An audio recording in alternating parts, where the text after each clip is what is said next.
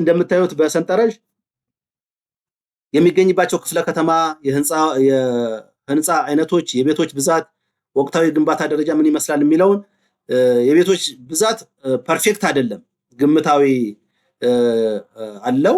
ግን ገርጂ ሳይት ዋን የሚባለው እንግዲህ ቦሌ ነው እንደምታውቁት ባለ 15 ወለል ነው። 3500 ቤቶች በላይ ናቸው ያሉት። ፊኒሽንግ ስራ ነው ያለው።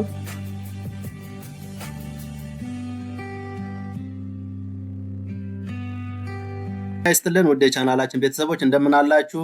ዛሬም ተመልሰን መተናል። በተለያዩ መረጃዎች ወደ እናንተ መተናል። እንግዲህ 3 መረጃዎች ወደ እናንተ ይዘን እንመጣለን። አብራችሁ እንድትቆዩ በአክብሮት እየጋበዝን ለቻናላችን አዲስ ስለሆናችሁ ሰብስክራይብ በማድረግ ሼር፣ ላይክ፣ ኮሜንት በመስጠት እንግዲህ አብራችሁ እንድትቆዩ እየጋበዝን ለቻናላችን የሚገኝባቸው ክፍለ ከተማ የህንፃ አይነቶች፣ የቤቶች ብዛት፣ ወቅታዊ ግንባታ ደረጃ ምን ይመስላል የሚለውን የቤቶች ብዛት ፐርፌክት አይደለም፣ ግምታዊ አለው። ግን ገርጂ ሳይት ዋን የሚባለው እንግዲህ ቦሌ ነው እንደምታውቁት ባለ 15 ወለል ነው። 3500 ቤቶች በላይ ናቸው ያሉት። ፊኒሽንግ ስራ ነው ያለው። ገርጂ ሳይት 2 የሚባለው እሱም ባለ 15 ወለል ነው። 7 ህንፃዎች ነው ያሉት። እነዚህም 2800 አካባቢ ቤቶች ናቸው። መዋቅራዊ ስራ ስትራክቸራሉ ተሰርቷል። ቢልዲንግቱ 2 ባለ 2 ቤዝመንት ነው። አቃቂ ቃሊቲ ያለ ነው። እንግዲህ ይሄም እንደምታ 11 ህንፃዎች ነው ያሉት። 6000 ቤቶች አሉት። 80% ተጠናቋል። እንደምታዩት ሰንጠረዡ ላይ ገላንጉራ ምዕራፍ 1 ምዕራፍ 2 የሚል ነው ያለው። ምዕራፍ 1 አቃቂ ቃሊቲ ላይ ነው። ባለ 10 ወለል ነው።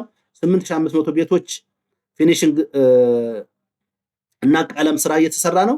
ምዕራፍ 2 ላይ ደግሞ 7000 ቤቶች እና ከዚያ በላይ ይሄ እንዳልኳችሁ በቤት ደረጃ ስትቆጥሯቸው ከዚያም በላይ ናቸው። መዋቅራዊ ስራው እየተሰራ ነው። ቦሌ አራብሳ ሳይት ዋን የሚባለው በቦሌ የሚገኝ ነው። 3 ህንፃዎቹ 1500 አካባቢ ናቸው። 90% ተጠናቋል። ቦሌ አራብሳ አዳዲስ ሳይቶቹ ቁጥር 2 ቁጥር 3 የሚለው አሉ። እነዚህ 10 ህንፃዎች አሉ። 4500 75% ተጠናቀዋል። ወርቁ ሰፈር አቃቂ ቃሊቲ ነው። ባለ 10 ወለል ነው። 5500 ቤቶች ናቸው። እነዚህ ኦልሞስት የመሰረተ ልማታቸውም ፊኒሽንግ ስራቸውም እንደምታዩ ምናልባት እዚህ አካባቢ ሄዳችሁ የምታውቁ ሰዎች ካያችሁ የተጠናቀቁ ናቸው ማለት ይቻላል። ቱሉ የጀርሳ ንፋስ ስልክ አካባቢ ያለ ነው። ባለ 9 ወለል ነው። 4000 ቤቶች 70% ተጠናቋል። ጀርመን ሳይት አሁንም ንፋስ ስልክ አካባቢ ነው። ባለ 10 ወለል ነው። 3200 ቤቶች አካባቢ ናቸው። የፊኒሽንግ ስራ እየተሰራ ነው። ቃሊቲ ቆርቆሮ አካባቢ የሚባሉት ድሮም ከዚህ አካባቢ ኮንዶሚኒየም አለ። ቃሊቲ ቆርቆሮ አካባቢ ባለ 12 ወለል ነው። 2500 ቤቶች አካባቢ ፊኒሽንግ ስራ ናቸው። ስማርት ሲቲ የሚባሉት ደግሞ ግንፍሌ አካባቢ አራዳ ላይ ያሉ ባለ 15 ወለል ናቸው። 1800 መዋቅራዊ ስራቸው ገና የተሰራ ነው። 7 ደረጃ ላይ ስማርቶች ናቸው። አሁንም እነዚህ 1200 ቤቶች በመዋቅራዊ ስራ ላይ ናቸው ያለው ወይም ስትራክቸራል ላይ ናቸው ያሉት። አፍንጮ በር አካባቢ ስማርት ሲቲ የሚባሉት ናቸው። እነዚህ 1500 መሰረታቸው ተጠናቋል። ጎፋ መብራት ላይ አለ። ንፋስ ስልክ አካባቢ 2200 ቤቶች ናቸው። የፊኒሽንግ ስራ የተሰራ ነው። ልደታ ሳይት አሁንም ባለ 12 ወለል ናቸው። 1400 ቤቶች 95% ተጠናቀዋል። አየር ጤና ኮልፌ ቀራኒዮ አካባቢ ናቸው። 10% ማለት ባለ 10 ወለል ናቸው። 2000 ቤቶች 85% ተጠናቀዋል።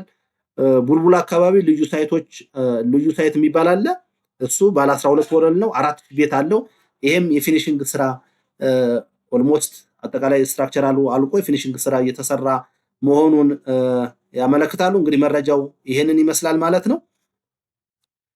እንግዲህ አጠቃላይ ቆጣቢዎቹ ምን ነገሮችን ማስተካከል አለባቸው ወደሚለው የዲዛይን ለውጥ እንግዲህ ባለ 10 ወለል፣ ባለ 12 ወለል፣ ባለ 15 ወለል የሚሉ ሳይቶችና ህንፃዎች ናቸው ያሉት። ባለ 2 ቤዝመንት ያላቸው በመሆኑ ለመኪና ማቆሚያና ለንግድ ስራ ምቹ እንደሆኑ ነው። እንግዲህ በአዲሱ ዲዛይን መሰረት የቤቶች ዋጋ ወይም አሴት ቫልዩ እንደሚጨምርም በዚሁ ለመናገር እወዳለሁ። የግንባታ ፍጥነቱን በተመለከተ እንዳልኳችሁ 7 ወር አካባቢ ነው የተሰራ። 24/7 ማለት በሁለት ፈረቃ ነው የሚሰራ። አብዛኞቹ እንግዲህ 70% እና ከዚያ በላይ አፈጻጸም እንዳላቸው የመንግስትና የግል አጋርነት የሚባሉ ደግሞ ከነዚህ ሳይቶች ውስጥ ወደ 50,000 አካባቢ ቤቶች በባለሀብቶችና በመንግስት በጋራ የሚሰሩ በመሆናቸው የግንባታ ጥራታቸውም የፊኒሽንግ ግባታቸውም ከሊፍት ጀምሮ የሴራሚክ ቀለም እጅግ በጣም ዘመናዊ በመሆናቸው የነዚህም ዋጋቸው ለየት እንደሚል የመሰረተ ልማት ዝግጅትን በተመለከተ የአዲስ አበባ ሳይንስና ቴክኖሎጂ ዩኒቨርሲቲ በማማከር ነው እየሰራ ያለው። የመብራት የውሃና የፍሳሽ ማስወገጃ ስራዎች ከቤቱ ግንባታ ጋር ጎን ለጎን እየተከናወነ በመሆኑ እነዚህ ሳይቶች ከላይ የተጠቀሱ ሳይቶች በሙሉ ለዕጣ እድለኞች ሰፊ እድል ይሰጣሉ ተብሎ ይታመናል። በተለይ የ97 አጠቃላይ ቁጥራቸው ትንሽ ከመሆኑ አንጻር ሁሉም ይደርሳቸዋል ተብሎ ይገመታል። የዕለቱ ዋና ዋና የቤቶች ልማት የጡረተኞች እንዲሁም የፖለቲካ ፓርቲዎችና የአዲሱ የብሔራዊ ባንክ የገንዘብ ፖሊሲዎች ላይ በተመለከተ ዛሬ ይዘንላችሁ የመጣነው መረጃ ይህን ይመስል ነበረ። ቸርን ሰንብት።